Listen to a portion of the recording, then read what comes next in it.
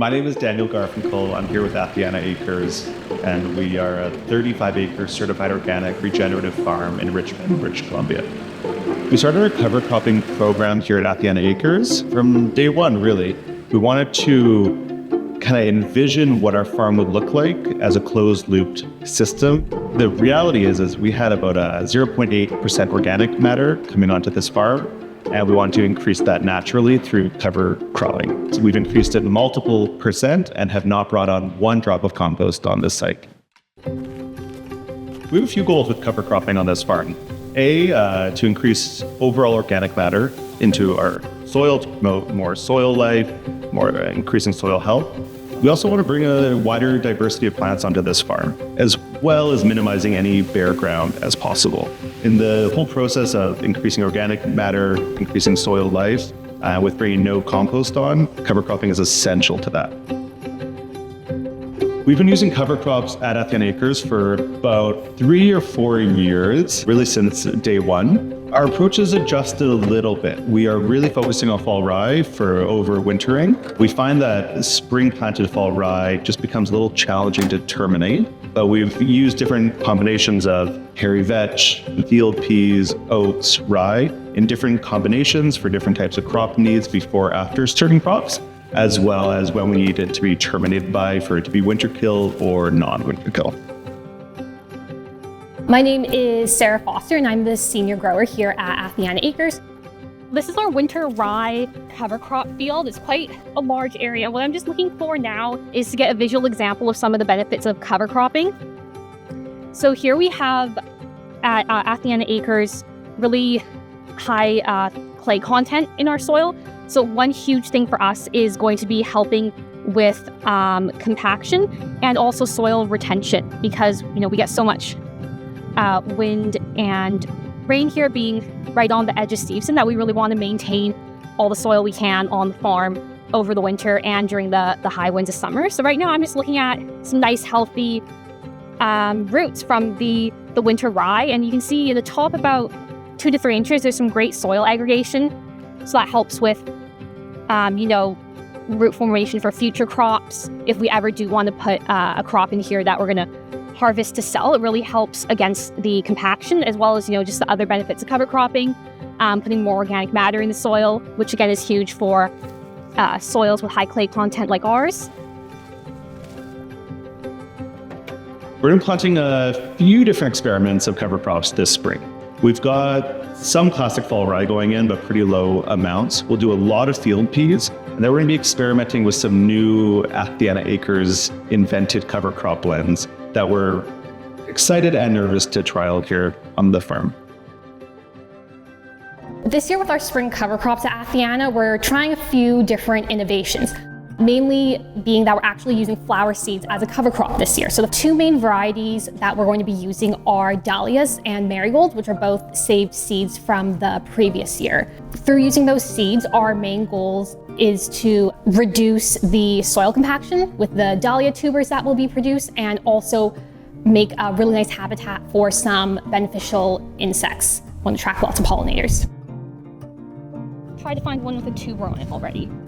Yeah, like right here, this is a dahlia tuber. We're really interested in these tubers for cover cropping to fight against soil compaction in our heavy clay soils here.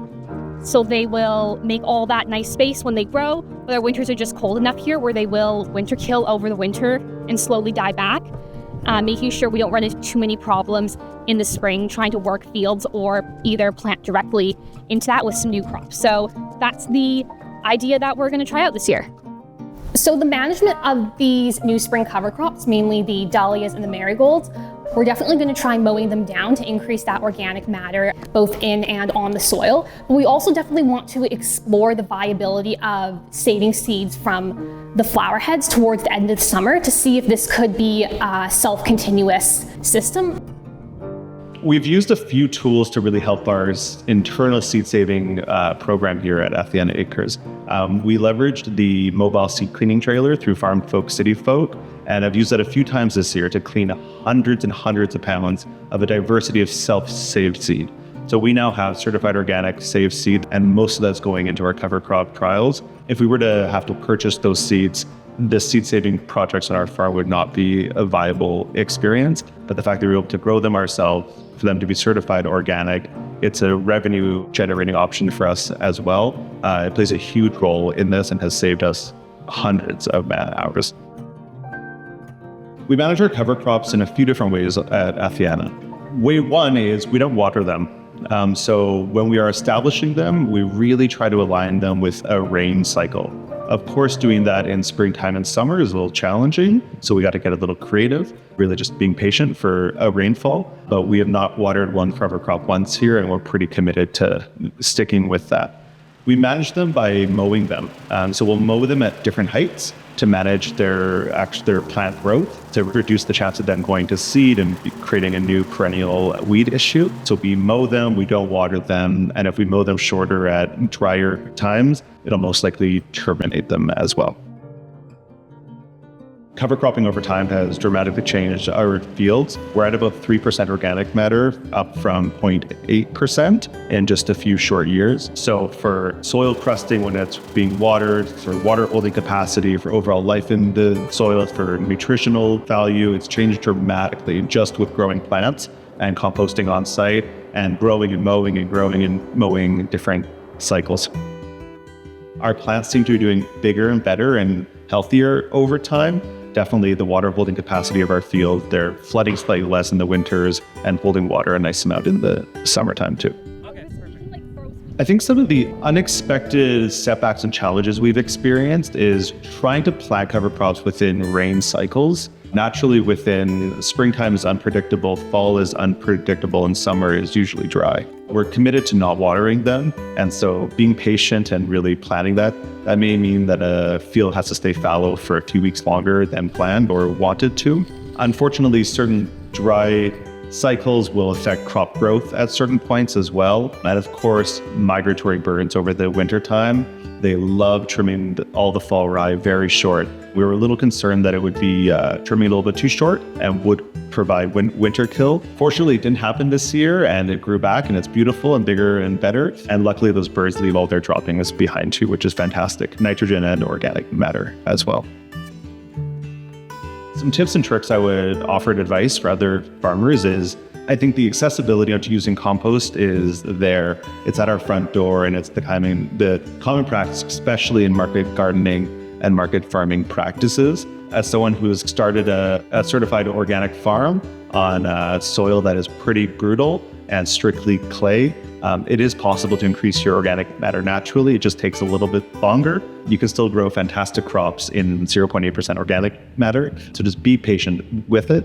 The biggest thing I would suggest is just understanding winter kill and non-winter kill crops. You may make a plan and it may not work. So be flexible, adjust it, and timing and density rates and watering by natural rainfall as well. It can play the biggest role. So density rates and timing, it's like a fun game. Get creative.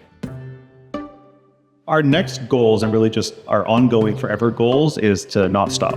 We want to continue to cover crop as much as possible on this farm, put multiple blocks into cover crops in different times of the year. We also just want to continuously trialing with different varieties so we can start to be more innovative, we can start to challenge ourselves, we can learn more about our farm, learn more about crops, take our learnings and share it with the wider audience, and also to see what challenges come up.